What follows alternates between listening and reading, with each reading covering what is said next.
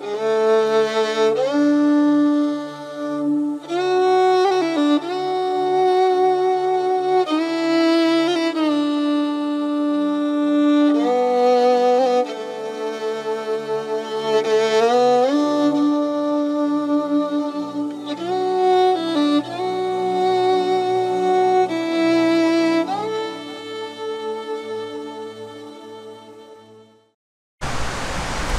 saudara, seperti orang yang dikendalikan oleh anggur, ditandai dengan mabuk dan menimbulkan hawa nafsu, demikian pula orang yang dikendalikan oleh Roh Kudus, ada tanda-tandanya.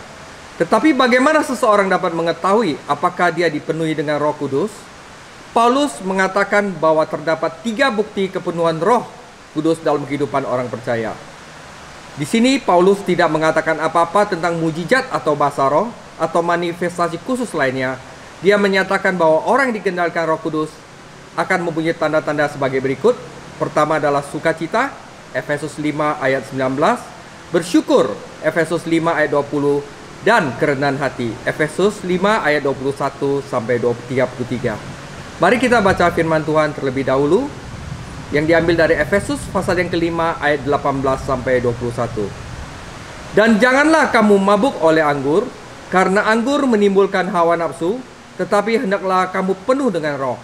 Dan berkata-katalah seorang kepada yang lain dalam mazmur, kidung pujian dan nyanyian rohani. Bernyanyi dan bersoraklah bagi Tuhan dengan segenap hati. Ucaplah syukur senantiasa atas segala sesuatu dalam nama Tuhan kita Yesus Kristus kepada Allah dan Bapa kita. Dan rendahkanlah dirimu seorang kepada yang lain di dalam takut akan Kristus. Saudara, ada 3 bukti orang kepenuhan Roh Kudus. Yang pertama adalah sukacita. Pasal 19 ayat 19. Sukacita Kristen bukanlah emosi yang dangkal, yang seperti termometer naik dan turun dengan suasana yang mudah berubah. Sebaliknya, sukacita Kristen adalah pengalaman mendalam dalam kecukupan dan keyakinan terlepas keadaan di sekitar kita. Orang Kristen bisa sukacita bahkan di tengah rasa sakit dan penderitaan. Paulus meletakkannya dengan indahnya ketika dia menulis di Filipi 4 ayat 11 sampai 13. Kukatakan ini bukanlah karena kekurangan, sebab aku telah belajar mencukupkan diri dalam segala keadaan. Aku tahu apa itu kekurangan dan aku tahu apa itu kelimpahan. Dalam segala hal dan dalam segala perkara tidak ada sesuatu yang merupakan rahasia bagiku, baik dalam hal kenyang maupun dalam hal kelaparan, baik dalam hal kelimpahan maupun dalam hal kekurangan. Segala perkara dapat kutanggung di dalam Dia yang memberikan kekuatan kepadaku. Itulah sukacita yang sebenarnya. Bagian kedua adalah bersyukur. Imbauan bersyukur ini dengan sendirinya membuktikan kebutuhan kita akan Roh Allah. Karena dengan kekuatan kita sendiri, kita tidak akan pernah dapat mematuhi perintah ini. Bisakah kita bersyukur pada saat-saat penderitaan, kekecewaan, dan bahkan berkabung? Perlu diingat bahwa Paulus adalah seorang tahanan ketika dia menulis kata itu. Namun dia bersyukur atas apa yang Tuhan lakukan di dalam dia dan untuknya. Ketika orang Kristen menemukan dirinya dalam situasi yang sulit, ia harus segera berterima kasih kepada Bapa dalam nama Yesus Kristus dengan kuasa Roh Kudus untuk menjaga hatinya agar tidak menjadi mengeluh dan kecewa.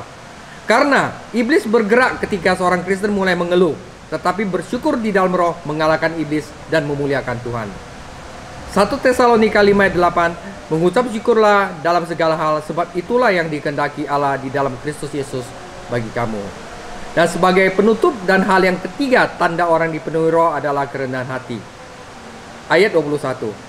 Ketika Yesus membasuh kaki murid-muridnya, dia mengajari mereka bahwa yang terbesar adalah orang yang menggunakan wewenangnya untuk membangun orang lain, bukan seperti orang Farisi untuk membangun otoritasnya dan menjadikan dirinya penting. Kita harus mementingkan orang lain lebih penting dari diri kita sendiri. Roma 12 ayat 10 dan Filipi 2 ayat 1-4. Secara alamiah kita ingin mempromosikan diri kita sendiri, tetapi Roh Kudus memampukan kita untuk merendahkan hati kita. Ini akan dibahas pada video-video berikutnya tentang pentingnya penundukan diri istri kepada suami, anak kepada orang tua, dan hamba kepada Tuhan. Demikian video saya. Tuhan Yesus memberkati.